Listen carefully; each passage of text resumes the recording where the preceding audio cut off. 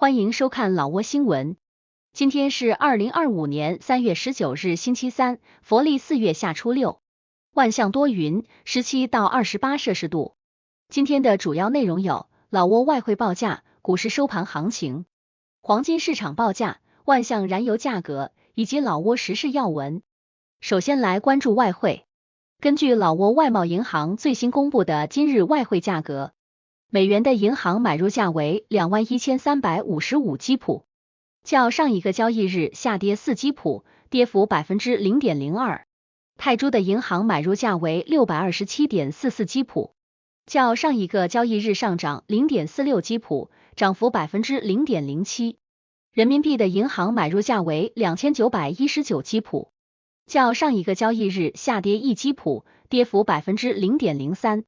再来关注股市行情。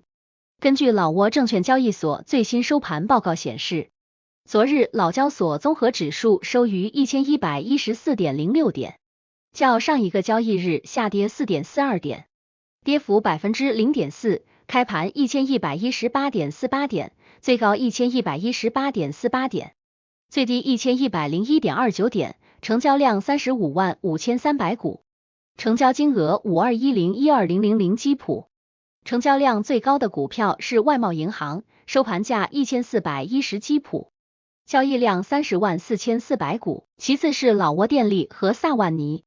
成交额最高的股票是外贸银行，收盘价1410基普，交易额426417000基普，其次是老挝电力和萨万尼。接着关注黄金价格。根据老挝 PV 黄金最新公布的价格，重量为1铢的黄金金条，每根售价是3144万基普，较上一次报价上涨26万基普，涨幅 0.83%。然后关注今天的万象油价。今天万象市各加油站执行3月12日老挝工贸部公布的燃油价格，柴油每升18440基普，普通汽油每升22130基普，95号汽油每升27680基普。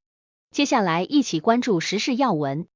1. 老挝举办农业生态转型与绿色金融对接政策指导会议。3月17日至18日，农林部在万象举办了农业生态转型与绿色金融对接政策指导会议。会议由农林部副部长詹塔昆布阿潘女士主持，法国驻老挝大使、欧盟驻老挝代表团团长以及政府相关部门、发展合作伙伴、私营企业、农民团体和相关机构代表出席了会议。会议的主要目的是正式发布东盟农业生态转型政策指导，促进东盟成员国政策制定者、发展合作伙伴和私营部门之间的对话，推动适合本地的可持续农业实践，并加强区域合作机制，以应对气候变化和粮食安全等跨境问题。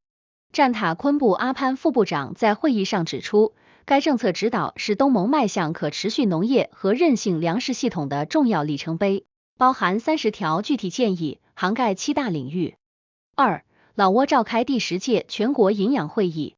3月18日，老挝第10届全国营养会议暨国家营养委员会年度会议在首都万象召开。会议由副总理及乔凯坎皮吞主持，公共卫生部部长本平普马来西，联合国儿童基金会驻老挝代表比拉尔奥朗泽布杜拉尼，世界银行驻老挝代表亚历山大克雷默及相关机构代表出席。此次会议旨在加快营养工作资金投入，推动国家营养行动计划的实施，力争到2030年将儿童发育迟缓率降至1/4以下。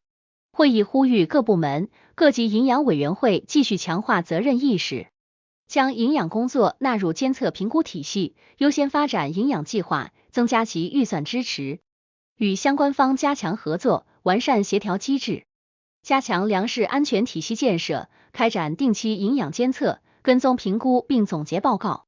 3. 占巴塞省今年3个月共查获4起非法走私案件。3月17日，占巴塞省工贸厅内贸司副司长凯通苏万纳迪向媒体透露，2025年前3个月内，贸易检查部门在道路巡查、线索追踪和实地检查中，发现多起违规行为，共查获4起走私逃税案件，涉案商品总价值达5亿6999万0115基普。实际追缴金额为3亿9899万3081基普。此次行动旨在打击非法走私活动，维护贸易秩序，确保国家税收安全。4. 孟威县5个村庄被认定为文化村。近日，万象省孟威县在南奔村办公室举行仪式，正式认定南奔村、纳窑村、诺通村、南红村和蓬西维来村为文化村。这5个村庄共有2222户家庭，人口17186人，女性7419人，涵盖老族、苗族和克木族3个民族。村民主要信仰佛教，村民以种植水稻为主要职业，辅以种植经济作物和养殖牲畜。经过评估，这5个村庄中有2204户家庭达到文化村标准，占总户数的 99.18%。此次认定旨在推动村庄文化发展，促进社区和谐与经济繁荣。5. 种植榴莲年收入达5亿基普。万象省图拉康县的模范家庭代表潘查拉萨翁在第8届图拉康县党代表会议上报告称，通过种植榴莲，其家庭年收入达到5亿基普。潘查早年曾在多个国际组织工作，出于对农业的热爱，2006年他与家人决定在图拉康县购买土地，逐步开发种植园，初期种植了3500棵橡胶树、2400棵棕榈树、4000棵柚木，并养殖了40头牛。此外，他们还种植了3棵榴莲树。经过7年培育，这些榴莲树开始结果，味道与邻国产的榴莲无异。随着国内外市场对榴莲需求的增加，潘查于2017年决定投资1亿基普，新增种植200棵榴莲树。尽管初期面临技术难题，他通过互联网学习种植技术并付诸实践，最终取得了显著成效。2022年底，50棵榴莲树首次收获1200公斤，收入 1.14亿基普。2023年，产量增至3500公斤，收入达 2.9亿基普。为满足市场需求，潘查将榴莲种植面积扩大至15公顷，种植总数达2500棵，总投资30亿基普。2024年，110棵榴莲树收获5500公斤，创收5亿基普。潘查的成功为当地农业经济发展树立了典范。6. 2025年老挝优秀产品设计奖颁奖仪式举行。近日，工贸部在万象举行了2025年老挝优秀产品设计奖颁奖仪式，工贸部副部长马诺通翁塞出席活动。工贸部贸易与手工业促进司司长维通西提莫拉表示，2025年老挝优秀产品设计奖共有19件产品参赛，其中7件产品脱颖而出，包括宝石首饰、产品包装、手工装饰品、室内装饰布艺、男女手工服饰等。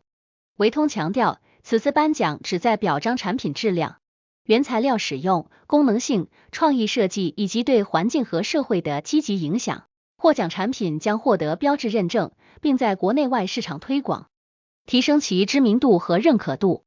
7. 伯利坎塞省坎格县纳佩村发生火灾。3月16日上午9时，伯利坎塞省坎格县纳佩村发生一起民宅火灾，房主为66岁的塔奥迈先生及其64岁的妻子南桑。火灾发生后，周边村民尝试灭火，但未能控制火势。上午10时，康汉龙公司的2辆消防车赶到现场，防止火势蔓延至其他房屋。10时06分，坎格县消防队与康汉龙公司消防车协同作战，最终于10时30分成功扑灭大火。此次火灾导致一栋2层房屋严重损毁，上层为木质结构，下层为砖混结构，屋顶为铁皮瓦。屋内部分家具和电器被烧毁，部分物品如稻谷、冰箱等被抢救出来，但2楼物品未能及时搬出。目前，火灾原因尚未查明，损失情况仍在统计中，警方将进一步调查并公布后续报告。8. 塞塔尼县整顿主干道沿线占道经营现象。3月18日，万象市塞塔尼县整顿委员会对城市主干道沿线的不规范现象进行了集中整治，涉及10号公路敦迪乌坦恩段、13号公路南段及凯山丰威汉大道。此次行动重点整治了占道经营、占用道路预留区域、私搭乱建及随意丢弃垃圾等问题。行动由塞塔尼县工贸办公室副主任苏达翁穆拉辛带队，相关单位共同参与。此次整治旨在提升城市形象，确保道路畅通，改善居民生活环境。以上就是今天的老挝新闻，欢迎点赞、评论和订阅，我们明天见。